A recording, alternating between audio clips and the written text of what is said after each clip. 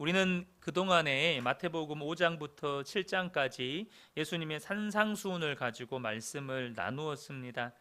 오늘부터 나눌 마태복음 8장과 또 이후에 나눌 9장에는 예수님께서 산에서 내려오신 이후에 행하신 10가지의 기적들이 기록되어 있습니다. 물론 마태는 이 사건의 기록을 시간의 순서대로 기록하지는 않았고 주제별로 이렇게 기록한 듯 보입니다. 오늘 본문에는 예수님께서 가버나움에 들어가셨을 때 예수님을 찾아온 백부장의 하인을 고친 사건이 기록되어 있습니다. 이 가버나움이라고 하는 도시는 갈릴리 호수 북서쪽에 위치해 있는데요, 갈릴리 호수 주변에 있는 많은 도시들 가운데 가장 큰 도시였습니다. 가버나움은 큰 부유를 지닌 번화한 도시였고, 그로 인해서 이 로마 군대가 주둔했던 큰 도시였습니다. 그러다 보니 이 로마 군대가 이곳에 주둔해 있다 보니까 이 도시는 이교도의 영향을 받아서 정말로 온갖 죄로 타락한 도시이기도 했습니다. 그런 배경에서 누가복음 10장 15절에 보면 예수님께서 가버나움을 향해서 이런 예언의 말씀을 하셨습니다. 가버나움아, 내가 하늘에까지 높아지겠느냐? 음부에까지 낮아지리라. 그러니까 가버나움은 기본적으로 부요함으로 인한 교만함이 있었다는 것이죠. 이 가버나움 사람들 안에는 우리는 부요하다, 이런 자부심이 있었던 거예요. 마태복음 4장에 보면 예수님께서 나사렛에서 가버나움으로 이주해 오셨는데, 그렇게 이주해 오신 이유는 이곳은 유대인과 이방인이 함께 모여 사는 도시이기에 하나님 나라의 복음을 전하기에 꼭 필요한 장소였습니다. 복음은 유대인에게만 필요한 것이 아니라 세상 모든 민족에게 필요한 거잖아요. 그래서 이 이방인들과 유대인들이 함께 모여 사는 이 가버나움으로 예수님께서 이주해 오신 것입니다. 한편 유대인들의 입장에서 보면 이 자신들 나라를 침략해서 식민지로 통치하고 있을 뿐만 아니라 자기들 땅에 군대를 주둔시키면서 이 군인들을 통해서 압박하고 통제하고 있었기 때문에 이 유대인들은 로마 제국 군인들을 이 경멸과 증오의 대상으로 보았습니다. 또한 이방인들이기 때문에 이들을 부정한 자로 여겼습니다. 특히 이 백부장이라고 하는 이 계급은 로마 군인들 50명에서 100명 정도를 지휘하는 지휘관이었는데요, 당시 로마 원로원 의원이나 유력한 인사들의 아들들이 이 계급부터 시작해서 경력을 쌓기도 했습니다. 예수님께서 이 가버나움에 오셨다는 소식이 들리자 이 로마 군대 백부장이 예수님을 찾아옵니다. 이유는 자기의 하인이 병들어서 몹시 괴로워하고 있었기 때문이죠. 5절과 6절을 보면 예수께서 가버나움에 들어오시니 한 백부장이 나와 간구하여 이르되 주여, 내 하인이 중풍병으로 집에 누워 몹시 괴로워하나이다. 여러분, 하인이 병든 것에 주인이 이 정도로 관심을 보이는 것은 당시 로마 문화에 있어서는 굉장히 드문 일처럼 보일 수 있는데요, 사실 유대인 역사가 요세푸스에 의하면 로마 군인들은 이제 모든 일반 사병들 말고요, 장교급에 해당하는 이 지휘관급에 해당하는 군인들은 실제로 잘 훈련된 하인들을 싸움에 대동했습니다. 전쟁에 데리고 갔어요. 그래서 이 하인은 백부장의 수행원으로 추정이 됩니다. 그러니까 어떻게 하겠어요? 전쟁에 나갈 때 함께 나가서 싸우고, 전쟁터에서 함께 늘 자신을 수행 들어주고, 이 식민지에 와서 자신의 손발이 되어주는 이 하인과는 친밀한 유대감을 공유했던 것이죠. 그래서 이 이스라엘을 식민지로 지배하고 있는 나라의 군사 지휘관인 백부장이 식민지의 한 사람, 그러니까 식민지의 그냥 수많은 사람 중에 한 사람인 예수님께 나와서 하인을 고쳐달라고 간청을 하고 있는 것입니다. 그런데 우리가 오늘 본문에서 주목해 보아야 할 것은 예수님께서 이 백부장과의 대화를 하시면서 백부장의 믿음을 보시고 놀라고 감탄하신다는 거예요. 그러면서 그의 믿음을 예수님께서 칭찬하십니다. 성경에 예수님께서 믿음을 칭찬한 사람이 몇 사람 등장하지 않는데 그 중에 한 사람이 바로 이 백부장입니다. 10절을 보면 예수께서 들으시고 놀랍게 여겨 따르는 자들에게 이르시되 내가 진실로 너희에게 이르노니 이스라엘 중 아무에게서도 이만한 믿음을 보지 못하였노라. 이스라엘 사람들 심지어 제자들조차도 이런 믿음이 없었다는 거예요. 당시 제자들에게조차도 이런 믿음을 보지 못했다라고 말씀하실 만큼 이 백부장의 믿음에 놀랍고 놀라워하셨고 감탄하셨고 칭찬하고 계십니다. 그런데 여러분, 이 백부장은 이방인입니다. 그러니 당연히 구약 성경을 알지도 못하고 또 당시 구약 성경의 해박한 지식을 가지고 있는 이 존경받는 유대 지도자들에게 성경을 배운 적도 없었습니다. 그런데도 백부장은 예수님께 이스라엘 중에 아무에게서도 이만한 믿음을 보지 못하였노라 라고 칭찬을 받고 있어요. 사랑하는 성도 여러분, 저는 먼저 우리 그은혜교회 모든 성도님들이 적어도 예수님께 믿음만큼은 칭찬받는 복된 분들 되시기를 축복합니다. 예수님께서 믿음을 칭찬하시는 거예요. 저는 오늘 본문을 통해서 이토록 예수님께서 감탄하시고 놀랍게 여기신 이 백부장의 믿음이 어떤 믿음이었는지를 살펴보면서 함께 은혜를 나누기를 원합니다. 혹시 여러분 안에도 이 믿음의, 오늘 이 말씀을 통해서 믿음의 영역이, 믿음의 지경이 넓어지고 믿음의 한계가 깨어지는 은혜가 있으시기를 축복합니다. 첫 번째로 백부장의 믿음은 어떤 믿음이었냐면 장벽을 뛰어넘는 믿음이었다는 것이에요. 로마 군대 백부장, 그러니까 유대인들의 입장에서 보면 이방인이었던 백부장이 예수님께 나오려면 반드시 뛰어넘어야 하는 장벽들이 있습니다. 믿음을 가로막는 장벽들이 있어요. 그것은 민족적 장벽이었고, 또 하나는 사회적 지위의 장벽이었고, 또 하나는 정치적 장벽이었습니다. 당시 유대인들은 이방인들을 부정한 자들로 여겼기 때문에 이 로마 사람들을 상종하지 않았어요. 그러니까 유대인들과 이 로마인들, 유대인들을 비롯한 다른 이방인들의 사이에는 건널 수 없는, 여러분, 이 민족의 장벽이 있었습니다. 나는 선택받은 민족, 너희들은 지옥의 땔감인 민족. 그러니까 유대인들은 이방인들과 상종하지 않았던 이런 민족의 장벽이 있었죠. 그리고 자신들을 정치적으로 압박하고 통제하는 이 로마 군인들을 향해서 증오심을 가지고 있었습니다.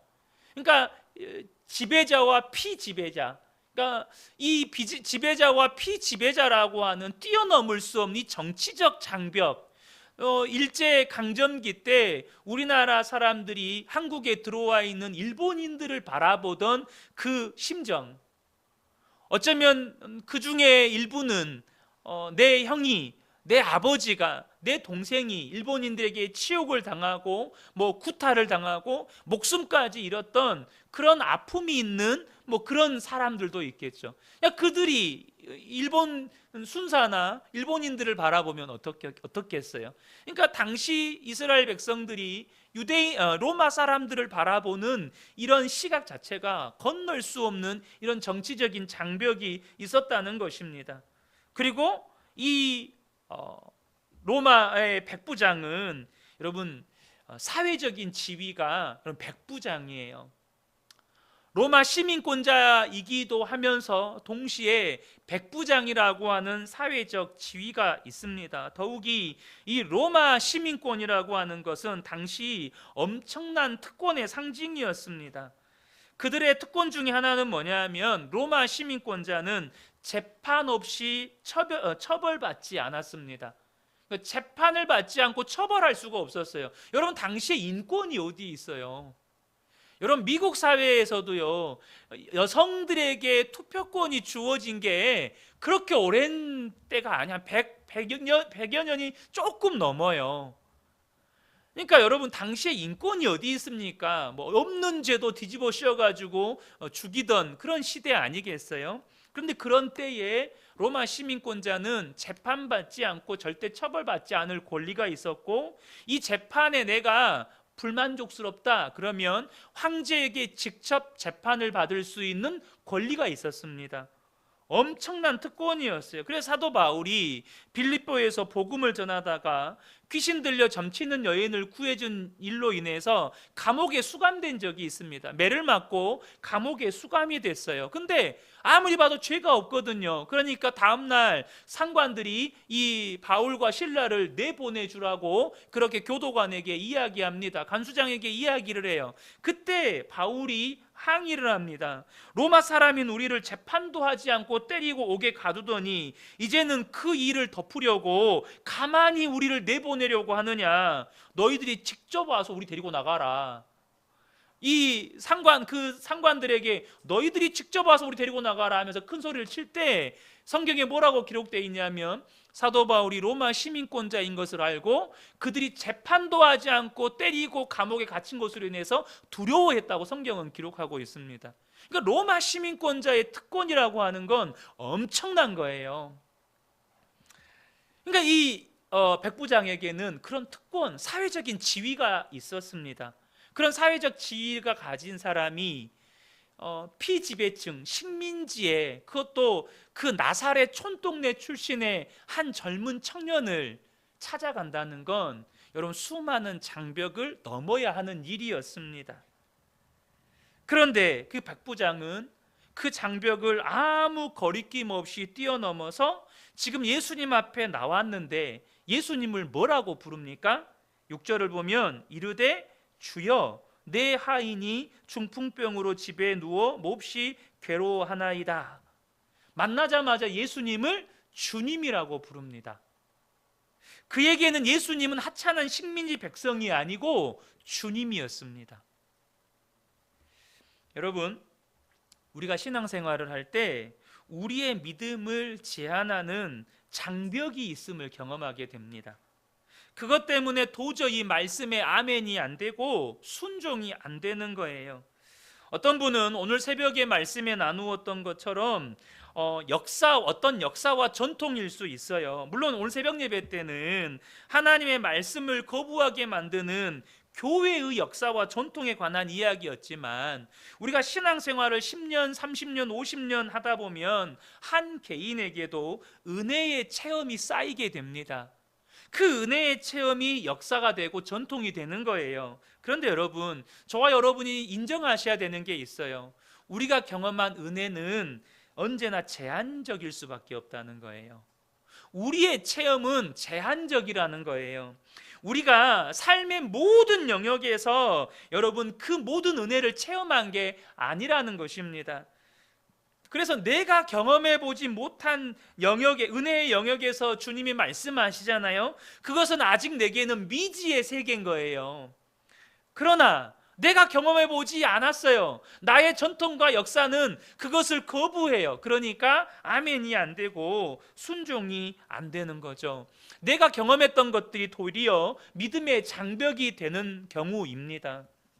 어떤 분에게는 상처가 믿음의 장벽이 될 수 있습니다. 누군가로부터 받은 상처와 아픔, 그로 인해서 내 속에 켜켜이 쌓여있는 분노나 거절 감정, 그래서 다른 말씀에는 아멘이 되는데 원수도 사랑하라는 말씀에는 아멘이 안 되는 거예요. 도저히 순종을 못 하겠는 거예요. 상처를 준 대상이 부모라면 부모를 공경하라는 말씀에 아멘이 안 되는 거예요.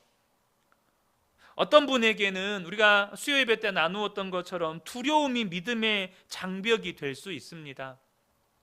예수님이 고난받으시고 십자가에서 죽으실 때 제자들도 자기들도 똑같이 예수님처럼 잡혀가 죽게 될까 봐 두려워서 뿔뿔이 흩어져 도망쳐 버렸습니다. 예수님이 부활하시던 날 새벽에 그들은 여전히 두려워서 모인 곳에 문을 걸어 잠그고 나올 생각을 하지 못했습니다. 예수님의 부활을 목격한 사람들이 예수님이 부활하셨다는 것을 전해 주었을 때 그들은 그 두려움의 장벽에 가로막혀서 예수님이 부활하셨다는 사실을 믿지 않았습니다. 두려움의 장벽이 예수님이 부활하셨다, 분명히 예수님 다시 부활하실 거라고 말씀하셨는데 그 말씀에 아멘이 안 되는 거예요. 못 믿는 거예요. 사랑하는 성도 여러분, 지금 여러분에게는 여러분의 믿음을 제한하는 어떤 장벽이 있으신가요? 백부장은 민족의 장벽, 또 사회적인 장벽, 정치적인 장벽, 그 모든 장벽을 뛰어넘어서 예수님 앞에 나아가 엎드렸습니다. 저는 이 밤에 하나님께서 여러분의 내면에 있는 믿음의 진보를, 믿음이 앞으로 나아가는 것을 가로막는 장벽이 무엇인지를 보여주게 되시기를 축복합니다. 그리고 그 장벽이 반드시 무너져서 여러분이 뛰어넘지 못했던 그 믿음의 영역에서 뛰어넘는 은혜가 있으시기를 축복합니다. 두 번째, 이 백부장의 믿음은 주님의 주권을 인정하는 믿음이었다는 것이에요. 예수님께 나온 백부장이 이제 예수님께 온 용무를 말합니다. 근데 이 백부장의 말을 가만히 보면 그는 자신의 하인을 치유함에 있어 모든 주권이 예수님께 있다는 것을 인정하고 있음을 알게 됩니다. 6절을 다시 한번 보겠습니다. 이르되 주여, 내 하인이 중풍병으로 집에 누워 몹시 괴로워하나이다. 이것이 이 백부장이 예수님께 나와서 한 말의 전부입니다. 여러분, 만약에 여러분의 아들이나 딸이 지금 고칠 수 없는 병에 걸려서 지금 몹시 괴로워하며 죽어가고 있어요. 그런데 예수라는 분이 고치신대요. 그래서 그분이 우리 동네에 오셨대요. 그래서 여러분이 그분이 오셨다는 소식을 듣고 정말로 신발이 벗어지는지 웃옷을 거쳤는지 신경도 안 쓰고 달려가 가지고 그분 앞에 엎드렸어요.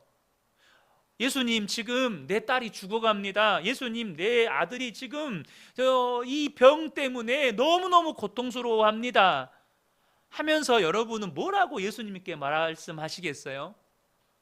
여러분, 뭐라고 말씀하실 것 같습니까? 그 예수님 앞에. 여러분, 백부장의 말에서 이상한 건 못 느끼세요? 백부장은 예수님께 하인이 지금 중풍병에 걸려서 고통스러워하고 있다는 것을 전하고 아무것도 말하지 않았어요. 단지 하인이 처한 상황만 예수님께 아랠 뿐이었어요. 다시 말해서 언제 어떻게 고쳐달라고 구하지 않고 있다는 것입니다. 여러분, 어쩌면 우리의 믿음, 우리의 기도의 가장 큰 문제가 여기에 있는지 몰라요. 무슨 말이냐? 우리의 믿음은 언제나 우리의 문제나 어려움을 놓고 하나님께 구할 때 내가 원하는 때가 있고 내가 원하는 방식이 있다는 거예요. 내가 원하는 때에 그 일을 이루어 주셔야 되고 내가 원하는 방식으로 그 문제가 해결하게 해달라고 주님 앞에 구한다는 거예요.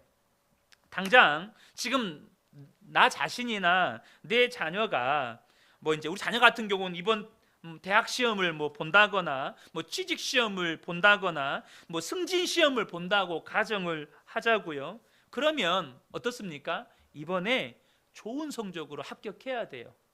이번에 내가 원하는 대학, 내가 원하는 과에 합격을 해야 돼요.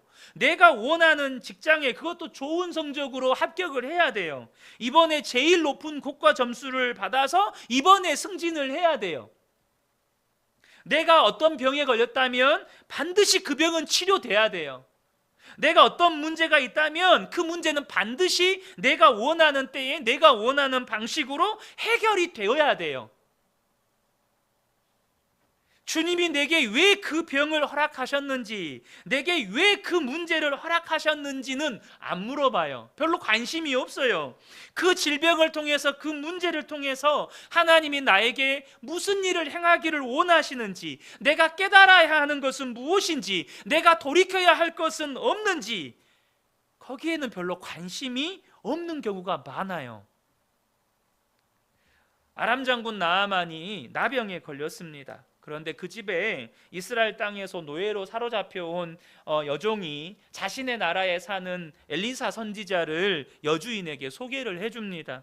그래서 나아만 장군이 왕의 허락을 받고 엘리사를 찾아갔는데 엘리사가 직접 마중 나오기는커녕 종을 보내가지고 요단강 가서 7번 목욕하고 가라는 거예요. 이에 나아만 장군이 어떻게 반응하죠? 열왕기하 5장 11절을 보면 나아만이 노하여 물러가며 이르되 내 생각에는 그가 내게로 와서 서서 그의 하나님 여호와의 이름을 부르고 그의 손을 그 부위 위에 흔들어 나병을 고칠까 하였도다.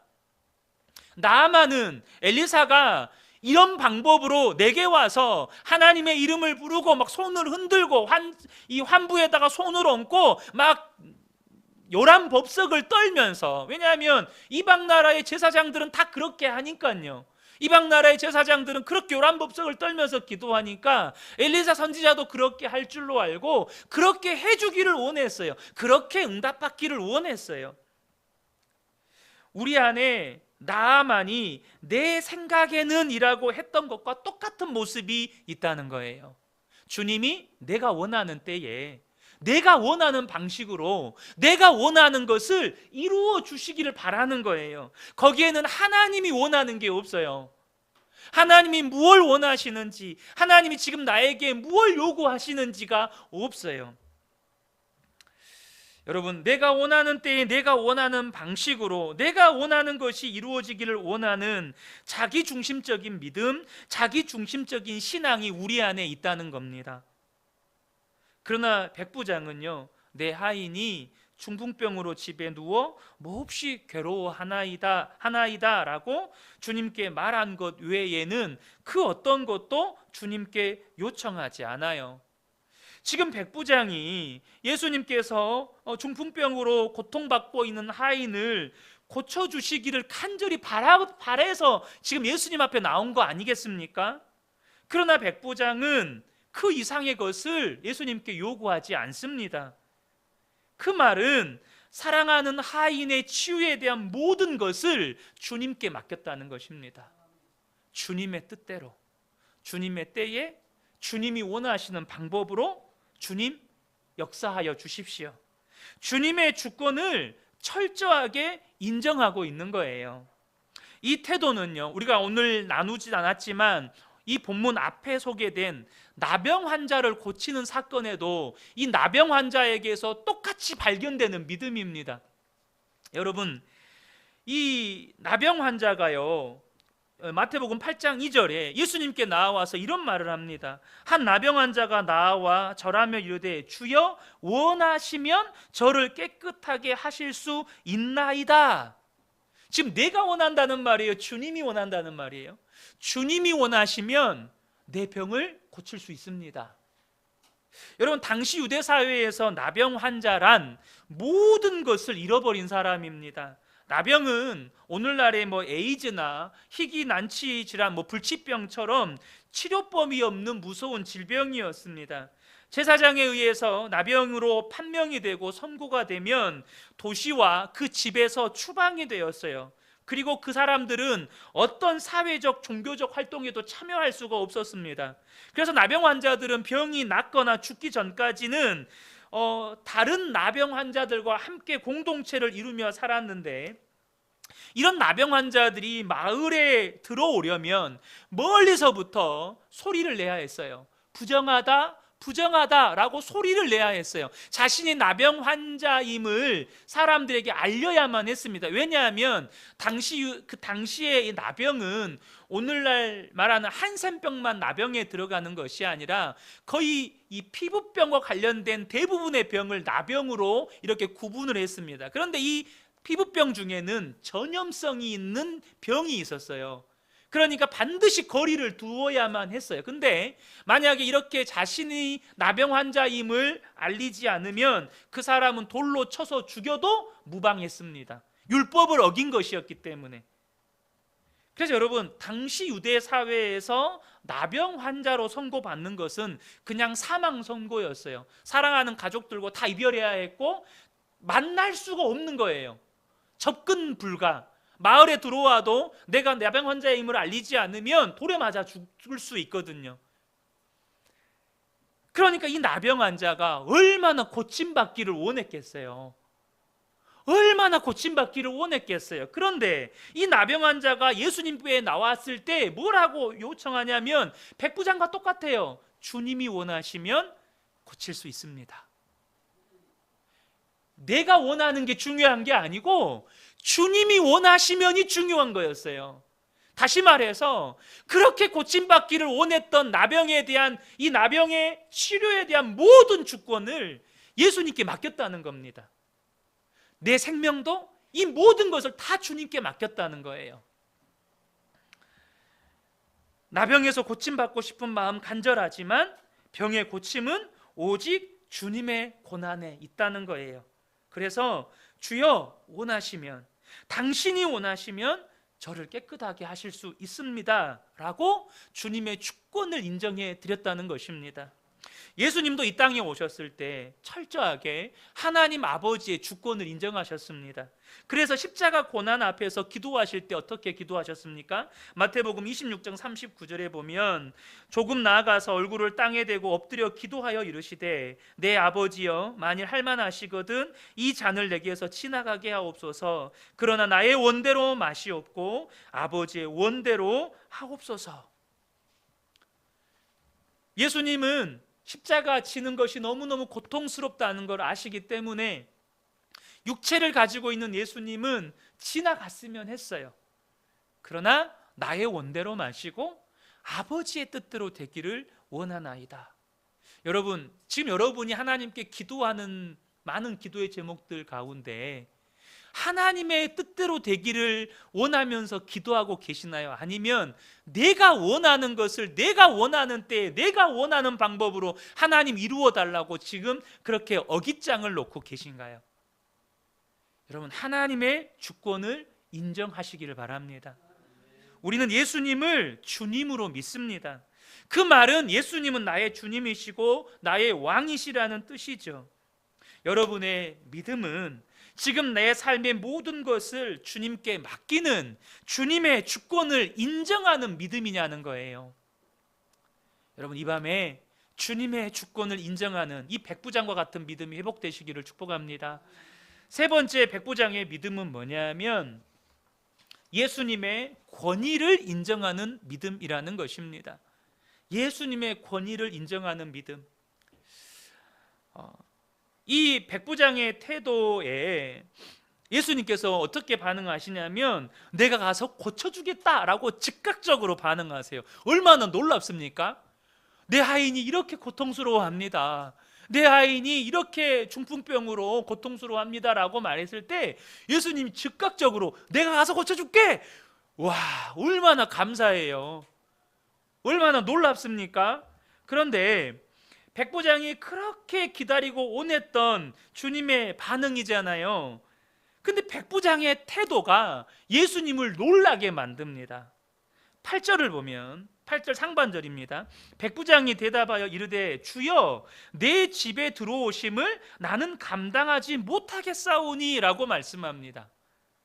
지금 가서 고쳐주겠다는데 어서 오세요. 우리 집 대문 활짝 열려 있습니다. 제가 예수님을 위해서 음식도 가득 차려놓고 이게 아니고 나는 주님이 내 집에 들어오심을 도저히 감당하지 못하겠습니다 라고 지금 이야기하고 있어요. 이 말이 무슨 뜻입니까? 지금 이 백부장은 자기는 유대인들을 지배하는 제국의 군사 지휘관이지만 예수님의 권위가 자신의 권위와는 비교할 수 없이 위대하다는 것을 분명하게 알았어요. 백부장이 이 예수님의 권위를 이렇게 예수님이 놀랄 만큼 이해하고 있었던 것은 그가 가지고 있는 배경을 조금 우리가 알 필요가 있습니다. 여러분, 이 백부장은 권위 아래에 있는 사람입니다. 누구의 권위 아래에 있는 사람입니까? 바로 로마 황제의 권위 아래에 있는 사람입니다. 그래서 9절에 보면 나도 남의 수하에 있는 사람이요, 물론 군 지휘관이니까 천부장 혹은 만부장 밑에 있는 지휘관이겠지만 결국 천부장 만부장도 로마 황제가 임명하기 때문에 로마 황제의 권위 아래에 있는 사람이죠. 그래서 그는 이 권위에 대해서 아주 잘 이해하고 있었습니다. 그가 이해한 권위는 나중에 보면 명확하게 나오는데, 그가 로마의 황제의 말 한마디면 나라나 도시를 폐허로 만들기도 하고 수만의 사람을 죽이기도 하고 노예로 만들어 버리기도 했습니다. 로마 황제의 말 한마디면 나라나 도시를 지워버렸어요. 그죠? 수십만의 사람을 죽이기도 했고, 여러분 그 수만의 사람들을 노예로 만들었던 이 로마 황제의 권위였습니다. 그래서 이 9절에 보면 이 백부장이 이런 말을 해요. 나도 남의 수하에 있는 사람이요 내 아래에도 군사가 있으니 이더러 가라 하면 가고 저더러 오라 하면 오고 내 종도로 이것을 하라 하면 하나이다. 이 말이 무슨 말이에요? 로마 황제가 권위가 있으니까 로마 황제가 말하면 그대로 됐다는 거예요. 로마 황제가 이거 해 저거 해 하면 모든 부하들이 일사천리로 움직여가지고 로마 황제의 말을 그대로 수행했다는 뜻입니다. 그런데 여러분, 그런 권위를 가진 로마 황제가 만약 백부장의 집에 방문한다, 이건 상상할 수가 없는 일이에요. 로마 황제와 그를 따르는 수행원들을 수용할 수나 있겠으며 황제의 권위와 격식에 맞는 대우를 할 수 있겠습니까? 불가능한 일이에요. 그런데 이 로마 황제의 권위는 이 땅의 권위이고 정치적인 권위입니다. 반면 예수님의 권위는 어떤 권위일까요? 백부장은 가버나움에 살면서 예수님에 관한 소식을 들었을 거예요. 그래서 예수님을 이미 주님으로 믿고 있었어요. 특별히 요한복음 4장에 보면 왕의 신하의 아들이 가버나움에서 있었는데 병에 들어 죽어가고 있었어요. 그 신하가 와서 예수님께 간청을 했을 때 예수님께서 그 왕의 신하의 아들을 살려줍니다. 고쳐줍니다. 이 소식을 가버나움에 살던 이 로마 백부장도 당연히 들었겠죠.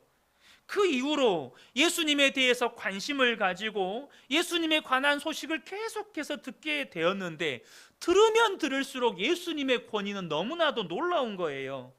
지금까지 자기가 경험한 황제의 권위와는 차원이 달랐습니다. 황제가 말하면 여러분 나라나 도시가 망하기도 하고 수만의 사람이 죽기도 하고 노예로 하루아침에 전락하기도 했지만, 그런 황제일지라도 말 한마디로 병자를 고친 적이 없어요. 그런 황제일지라도 말 한마디로 죽은 자를 살려낸 적이 없어요. 그런 황제여도 말 한마디로 귀신 들린 자를 고친 적이 없습니다. 그런데 예수님은 말 한마디로 병자를 고치는 거예요. 말 한마디로 죽어버린 왕의 신하의 아들을 살린 거예요. 말 한마디로 귀신 들린 자를 고치는 거예요. 더 놀라운 것은 황제는 그 권위를 오직 자신의 권위를 더 높이는 데 사용했어요. 근데 예수님은 그 권위를 가지고 자신을 드높이는 데 사용하지를 않으시는 거예요. 오직 하나님 나라와 복음을 전하고 그렇게 병든 자, 소외된 자, 갇힌 자들에게 구원의 복음, 그들을 살려주고 풀어주고 고쳐주는 일만 하시는 거예요. 그러다 보니 예수님을 만나기도 전에 이 백부장에게는 예수님은 주님이었습니다. 예수님을 만난 적이 없는데 백부장에게는 예수님은 하나님의 아들이었고 예수님은 그냥 나의 주님이셨어요. 더 이상 하찮은 분이 아니라 그분이 말씀하신 대로 하나님의 아들이었고 주님이었다는 거예요. 그래서 여러분, 이 백부장이 예수님을 처음 만났을 때 뭐라고 불러요? 주여. 처음 만났는데 예수님 앞에 가서 주여라고 부르는 거예요. 그에게 있어서 예수님은 이미 하나님의 아들이시고 나의 주님이신 거예요. 여러분, 이 땅의 권위를 가진 황제가 말을 해도 말 한 대로 이루어집니다. 하물며 하나님의 아들이신 그분이, 신적인 권위를 가지신 그분이 말씀하시면 반드시 이루어지는 거예요. 그래서 이 백부장이 이해하는 권위의 실체는 뭐였습니까? 말하면 그대로 되는 거예요. 황제가 말하면 그대로 되듯이 하나님의 아들이신 그분이 말씀하시면 그대로 되는 거예요. 하나님의 아들을 도무지 나는 내 집에서 감당할 수가 없어요. 그냥 말씀만 하시면 그대로 되는 분이니까. 그래서 8절을 다시 한번 보겠습니다. 백부장이 대답하여 이르되 주여 내 집에 들어오심을 나는 감당하지 못하겠사오니 다만 말씀으로만 하옵소서. 그러면 내 하인이 낫겠사옵나이다. 말씀으로만 하옵소서. 그러면 내 하인이 낫겠사옵나이다. 이 땅의 권위를 가진 황제도 명령만 하면 다 이루어지는데 하물며 예수님은 하나님의 아들의 권위를 가지신 분이 아닙니까? 직접 오시는 수고를 할 필요도 없습니다. 말씀만 하십시오. 말씀만 하시면 반드시 그 말씀대로 내 하인은 나을 것입니다. 이를 통해서 알게 되는 것은 뭐냐면 권위를 인정하는 믿음이란 말씀의 권위를 아는 믿음이에요. 다시 말하면 하나님이 말씀하시면 그대로 된다는 것을 확신하는 믿음이에요. 이것이 주님의 권위를 인정하는 믿음이에요. 그러니까 여러분, 예수님이 놀라요, 안 놀라요? 구약 성경을 아는 자도 아니요, 구약 성경을 배운 적도 없고 이방인인데 예수님의 권위를, 하나님의 권위를 너무나도 잘 이해하고 있는 거예요. 하나님이 말씀하시면, 예수님이 말씀하시면 반드시 된다. 여러분, 이게 믿음 아닙니까? 이게 정말로 이 성경이 우리에게 계속해서 말씀하고 계시는 믿음이잖아요. 성경을 배운 적도 없고 가르침을 받은 적도 없는 이 이방인이 주님이 말씀하시면 반드시 그대로 됩니다 라고 믿고 고백하고 있는 것입니다. 여러분, 그래서 저와 여러분이 정말로 주님의 권위를 인정하는 믿음, 이 믿음을 가진 사람은요, 하나님이 말씀하시면 반드시 그대로 되기 때문에 내게 어떤 문제가 있다 할지라도 하나님이 내게 말씀하시면 거기서 끝이 나는 거예요. 왜요? 말씀하시면 그대로 된다고 믿으니까. 그러니까 여러분, 내게 어떤 문제가 있느냐가 중요한 게 아니고 주님이 원하시면, 주님이 제발 나을 거라고 말씀만 해주시면 끝이 나는 거예요. 그것이 내가 원하는 말씀이 아닐 수 있어요. 그런데 그 문제 앞에서 주님이 말씀해 주시기를 간절히 구했고 주님이 내게 말씀해 주셨어요. 그러면 끝나는 거예요. 왜요? 말씀하시면 그대로 되니까. 사랑하는 성도 여러분, 지금 여러분은 이 밤에 하나님의 말씀 앞에 어떤 마음으로, 어떤 태도로 앉아 계신가요? 주님이 말씀하시면 반드시 그대로 됩니다. 그러므로 주님이 말씀만 하시면 됩니다. 주님, 저는 다른 거 필요 없습니다. 저에게 말씀만 해주세요. 주님의 음성을 내게 들려주세요. 그러면 나는 지금 내 앞에 놓여있는 모든 문제에서 구원받을 것입니다.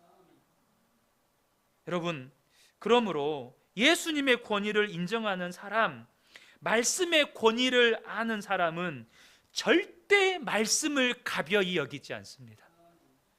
말씀을 사모합니다. 말씀을 갈급해야 합니다. 하나님이 말씀하시면 모든 문제가 끝이 나니까. 다윗은 하나님의 말씀을 늘 사모했고 갈급해했습니다. 그는 항상 하나님이 자신에게 말씀해 주시기를 갈망했습니다. 시편에는 이 다윗의 기록을 보면 하나님의 말씀을 갈망하는 구절들이 너무나도 많습니다. 오늘 이 밤에는 제가 시편 19편의 다윗의 고백을 읽어드리기를 원하는데요, 시편 19편 7절에서 10절입니다. 여호와의 율법은 완전하여 영혼을 소성시키며 여호와의 증거는 확실하여 우둔한 자를 지혜롭게 하며 여호와의 교훈은 정직하여 마음을 기쁘게 하고 여호와의 계명은 순결하여 눈을 밝게 하시도다. 여호와를 경외하는 도는 정결하여 영원까지 이르고 여호와의 법도 진실하여 다 의로우니 금 곧 많은 순금보다 더 사모할 것이며 꿀과 송이꿀보다 더 달도다. 사랑하는 성도 여러분, 이 다윗의 고백이 저와 여러분의 고백이 되시기를 축복합니다. 여러분, 지금 예수님은 지금 자기 앞에 나와 있는, 자기 앞에 엎드려 있는 이 백부장의 믿음을 보고 얼마나 놀라셨는지 몰라요. 감탄하셨어요. 여기에 이 놀라게 여기셨다라는 단어 헬라어는 감탄했다라는 의미를 가지고 있습니다. 그리고 또 기이 여겼다. 그러니까 도무지 이런 믿음을 가질 수 없는 부류의 사람이 이런 믿음을 가져버리니까 예수님께서 참으로 기이하게 여기셨다는 거예요. 어떻게 이 사람이 이런 믿음을 가질 수 있나? 그 믿음이 어떤 믿음이었습니까?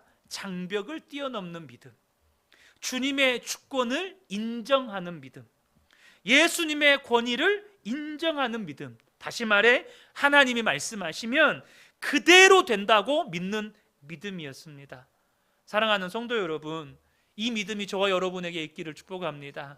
언젠가 우리가 주님 앞에 섰을 때 백부장이 예수님 앞에 예수님을 놀라게 해드리고 예수님이 백부장의 믿음을 보시고 정말로 칭찬하셨던 것처럼 그 어느 날 우리가 주님 앞에 섰을 때 주님이 우리 믿음 보시고 참 놀랍게 여기시고 또 감탄하시면서 칭찬받는 저와 여러분 되시기를 예수님의 이름으로 축복합니다.